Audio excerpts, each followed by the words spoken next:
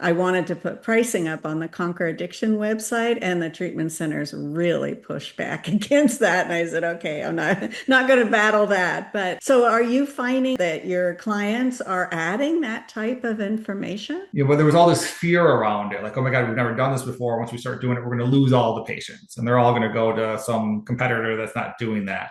So it's really the same situation. When you have your pricing on your website, and remember, the federal government mandated hospitals, they're all legally required to have charge master price lists on their sites now. So this is normal across healthcare.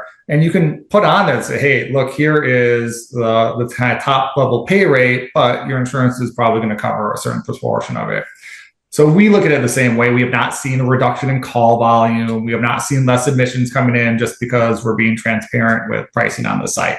One other comment I'd make that you kind of brought up is you used to have it on there and it wasn't as necessary before because it's a pain in the butt, right? You think you go to a website, you're trying to find some information. I want to find pricing for this provider.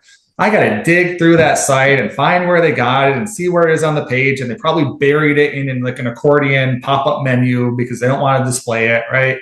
Well, the LLMs do that for you. So I just say, hey, ChatGPT, what's the price? And within half a second, they find it on the site and show it to me. So that's why it's becoming so much more important, because before patients weren't bothering because they didn't want to dig. But now because it takes them half a second, and if you don't have it on there, then it's frustrating to them.